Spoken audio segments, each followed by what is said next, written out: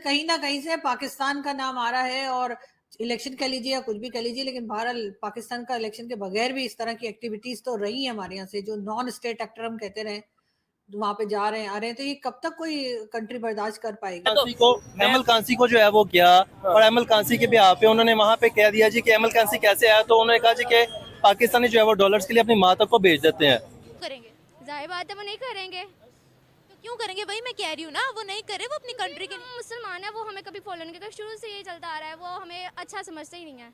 आई witness कर रहा हूँ कि पिछले 5 साल 10 साल के अंदर भारत किस तरीके से स्पीड के साथ ग्रो कर रहा है।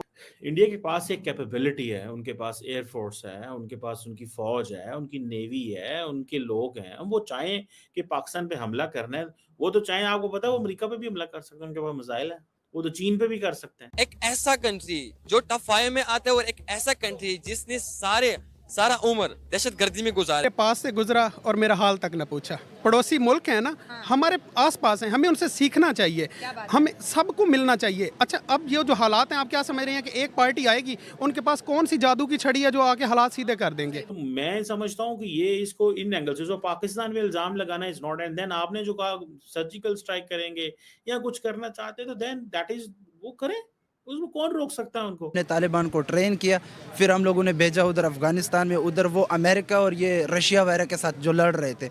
ये अगर आपने किया तो फिर आपने हवाई अड्डे उनको क्यों दिए इधर कराची में? वो भी तो नहीं ना देने चाहिए। भारत की तरक्की का सबसे बड़ा सीक्रेट, भारत का सबसे बड़ा weapon, guaranteed Indian institute of technology और इंडियन इंस्टीट्यूट ऑफ मैनेजमेंट। ये सिर्फ और सिर्फ भारत की तरक्की का सीक्रेट। अब पाकिस्तान पे डिपेंड करता है, क्या पाकिस्तान जो है वो उसको ऐसे ही जाने देगा, रिस्पॉन्ड करेगा, क्या करेगा, वो एक बात की बात है, हाइपोथेटिकल चीजें हैं। मेरा ख्याल है इट्स एक्चुअली टू पे। इसको पे करके ही मोदी साहब ने खरीदा होगा। जो उनकी माइंडसेट है या उनकी जो सोच है, चाय वाला है, ही कैन डू एनीथिंग। वही चाय वाले 5वें नंबर पे अपने इंडिया को पहुंचा दिया उन्होंने, और वही चाय वाला जब जाता है ना अरब ममालिक में, तो उनके लिए ही रेड कारपेट बिछते हैं, हम जाते हैं हमारे लिए कुछ भी नहीं बिछता। कि मैं चीमा साहब आपको भेजूंगा कि अपने देखने वालों से शेयर करें। एक साइड पे मजार है, वहां पे लोग आके, और एक साइड पे मंदिर है। लोग मजार से निकलते हैं मंदिर चले जाते हैं, मंदिर से निकलते हैं मजार पे आ जाते हैं। जो पाकिस्तान में है, तो एक टेरर फैक्ट्री जो कही जाती है पाकिस्तान को, अब हम उसे माने या ना माने, लेकिन ये सब बात करके इस वक्त जो हंगामा वहां पे चल रहा है, हमने कहा 250 मिलियन लोगों का मुस्तकबिल क्या किस तरह संवारना है चीमा साहब, ये मैं दुख देख रहा हूँ, अफसोस देख रहा हूँ।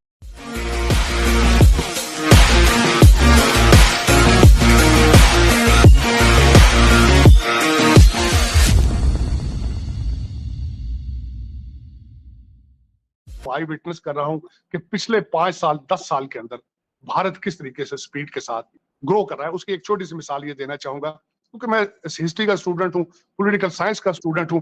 60s के अंदर जो अमेरिका में हो रहा था कि सड़कों के जाल बिछ रहे थे, एयरपोर्टों के जाल बिछ रहे थे, नई सी पोर्ट्स बनाई जा रही थी, और उसके साथ कॉमर्स होती है, ट्रेड होता है। बिल्कुल वही नक्शा मैं यहाँ देख रहा हूँ।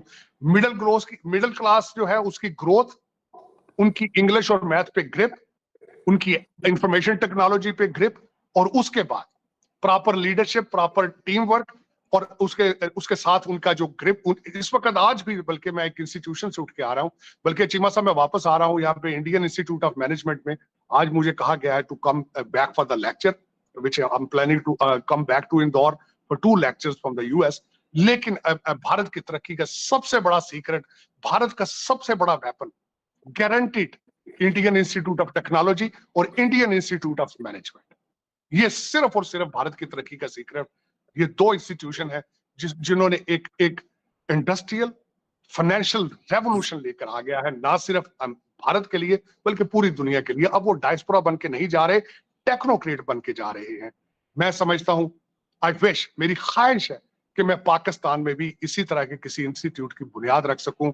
पाकिस्तान इंस्टीट्यूट ऑफ टेक्नोलॉजी और पाकिस्तान इंस्टीट्यूट ऑफ मैनेजमेंट मेरे ये जहन में है। मैं इस मॉडल को ख्वाहिश करूंगा कि मैं ख्वाहिश भी कर रहा हूं और करने की सोच भी रहा हूं कि मैं अपनी जिंदगी में पाकिस्तान में इंफॉर्मेशन टेक्नोलॉजी बेस्ड कोई ऐसा इंस्टीट्यूशन जिसमें अमीरों के बच्चे नहीं, डिजर्विंग बच्चे जो एपेटाइट रखते हो तरक्की की और ख्वाहिश रखते हो और मैथ और इंग्लिश पे अपनी कमिटमेंट दें और to do something for them.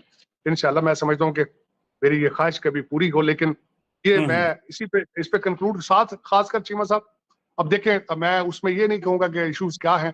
अब जिस तरह हमने अभी बात की है कि एक कपड़ों के प्रिंट के ऊपर आधा लाहौर रुक गया और कैमल कैंसी कैसे आया, तो उन्होंने कहा जी कि पाकिस्तानी जो है वो डॉलर्स के लिए अपनी माँ तक को भेज देते हैं।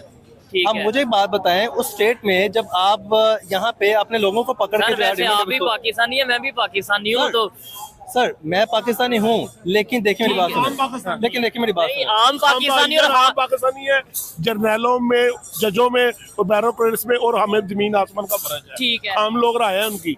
अच्छा, अभी आज ही इंडिया के जो प्राइम मिनिस्टर हैं वो स्पीच कर रहे थे और उन्होंने बात की कि भाई जो था जिनेवा कन्वेंशन की, तो उन्होंने जिक्र नहीं किया, लेकिन उन्होंने बोला कि मैं हमेशा दुनिया के किसी भी कंट्री में अगर इंडियन की कोई मुश्किल होती है तो हम वहाँ पे पहुँचते हैं, चाहे कतर के हो। कतर ने फांसी की सजा सुनाई उनके 8 एक्स नेवी ऑफिसर्स को, वो वापस लेकर आए, बाइज्जत वापस लेकर आए, यहाँ से अभिनंदन वापस गए। इसके अलावा श्रीलंका में तकरीबन 3 से 4-5 के करीब जो उनसे उनके इंडियन मछेरे थे उन्हें फांसी की सजा, वो वापस आ गए। उन्होंने बड़ा फख्र से ये बोला कि भाई पूरी दुनिया में जहाँ पे भी इंडियन जाते हैं मुश्किल में हो हम उनकी हेल्प करते हैं। मेरा सवाल ये है, वो लोग हेल्प करते हैं, अच्छी बात है, अपने कंट्री के लिए करते हैं, हम लोग क्यों नहीं कर पाते? सर हमें जो है ना वो अपनी आवाम की पतलूनें उतारने से फुर्सत मिले तो हम लोग जो है वो इस चीज़ को देखें ना। मुझे बताएं कि इमरान खान ने जो है जब एक कन्वेंशन के दौरान में और एक जो है वो मजलिस के दौरान में सऊदी अरब के जो प्रिंस हैं उनसे मुतालबा किया था, बल्कि उनसे रिक्वेस्ट की थी कि आप कैदियों को जो है वो काइंडली, वो मेरे दिल के बड़ा करीब है, वो जब यहाँ से जाते हैं और जाके जो है वो वहाँ पे मजदूरी करते हैं, उनसे कोई गलती गुस्सा हो जाती है तो आप माफ़ करें और उनको वापस भेज दें। उनके पिछले जो है वो इस चीज़ को देख रहे हैं। देखें हर स्टेट की जो है ना, हर स्टेट के जो एक पर्सन है, वज़ीर आज़म है, उसकी कुछ रिस्पॉन्सिबिलिटीज होती हैं और उसका पाकिस्तान में आज तक बेसिकली पता ही नहीं है कि वज़ीर आज़म का काम क्या है। हम ये कहते हैं कि जिसने जो है ना वो रोड्स बना दी वो वज़ीर आज़म है, पुल बना दिए वो वज़ीर आज़म है। वो वज़ीर आज़म का काम ही नहीं है, वो बल्दिया का काम है, वो बल्दिया को करने दें। वज़ीर आज़म का जो काम है जो लॉ एंड ऑर्डर को उसने देखना है, जो उसने वज़ीर खारजा जो पॉलिसी उसने बनानी है। जो खातून रेस्क्यू करके गई हैं मैडम नकवी जो कि ASP थी, उनको मेडल दिया जा रहा है बहादुरी का, लेकिन साथ ये भी डायलॉग चल रहा है, PTI मेरे जो लौड़े लपाड़े हैं ट्विटर वाले, उन्होंने मूवमेंट शुरू कर रखी है कि मरियम नवाज एक खातून जो है वो किस तरह चीफ मिनिस्टर बन सकती, और एक खातून जिनों के जरिए पाकिस्तान चला सकती है 3.5 साल, तो इस खातून को क्या प्रॉब्लम है भाई? नहीं चीमा साहब, एक खातून 3.5 साल जिनों के जरिए उसने एक एटॉमिक पावर को चलाया है, ऐसे ही तो मरियम नवाज को क्या प्रॉब्लम? और इन बच्चों को ये नहीं पता कि इस कंट्री के अंदर मोहतरमा फातिमा जिन्ना इलेक्शन लड़ चुकी हैं, इनको ये नहीं पता बेनजीर भुट्टो प्राइम मिनिस्टर रह चुकी है, इनको ये नहीं पता जहां से पाकिस्तान की बुनियादें रखी गई थी बांग्लादेश से, जिन्होंने पाकिस्तान बनाया था, वहां पे आज फीमेल उनकी वहां पे प्राइम मिनिस्टर है, और दूसरी दफा खालिदा जिया के बाद हसीना वाजद। लेकिन आज देखें कि